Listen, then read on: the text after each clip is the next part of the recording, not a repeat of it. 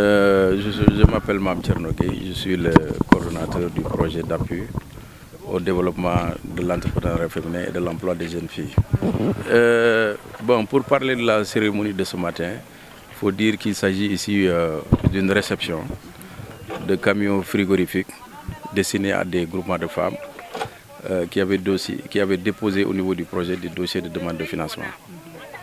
Donc il s'agit d'un GIE qui se trouve à Elinkine et du GIE Kaural de Adéane. Il faut dire que ce sont des groupements qui, il y a au moins constitués de plus de 150 femmes. Maintenant, le coût global de ces financements-là se rapproche des 50 millions. Déjà, il y avait un premier camion qui avait été remis à un groupement de femmes qui se trouve à Foundiougne. Il s'agit d'une remise de 2 autres camions frigorifiques destinés à des groupements qui sont au niveau de la région de Ziguinchor. FADEF-EJ, c'est un projet qui vise l'amélioration des conditions de vie économique et sociale de la femme. C'est un projet qui intervient à travers plusieurs composantes, dont 3 composantes techniques et peut-être 2 composantes de support. Pour les composantes techniques, nous avons une composante qui est destinée à la réalisation d'infrastructures sociales de base que nous réalisons avec un partenaire qui se trouve à Louga, qui s'appelle Millennium Promise. Ensuite, nous avons une composante chaîne de valeur où le projet est en train de réaliser des infrastructures, chaîne de valeur destinées aux femmes, notamment dans les régions de Louga, Matam et Saint-Louis. Présentement, nous sommes sur le point de réceptionner au moins 13 infrastructures chaînes de valeur, constituées pour la plupart de magasins de stockage de riz, d'usines de transformation de riz paddy en riz blanc, de centres commerciaux, de mini-laiteries.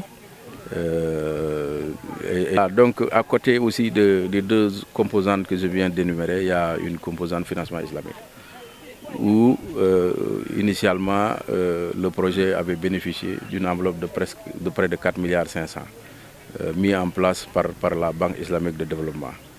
Maintenant, ces financements islamiques sont destinés essentiellement à la cible femme. Donc toutes les femmes de nationalité sénégalaise sont éligibles à ce type de financement, qui sont en activité sont éligibles à ce type de financement. Maintenant, par rapport à cela, il y a 3 catégories de financement qui ont été retenues.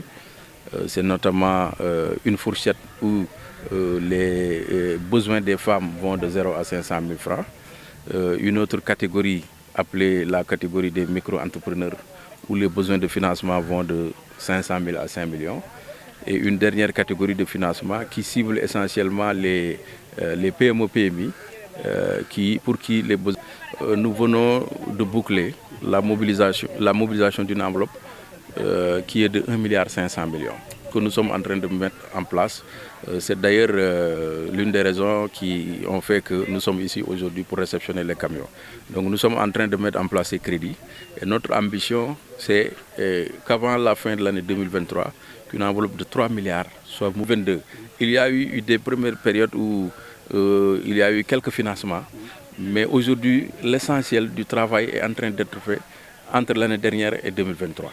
Donc pour dire que nous avons déjà mobilisé dans ce sens 1,5 milliard que nous sommes en train de mettre en place et nous comptons passer à l'échelle avant la fin de l'année avec une autre enveloppe de 1,5 milliard. Disons que le projet a une vocation d'intervenir partout dans les 14 régions du Sénégal. C'est ça la vocation du projet.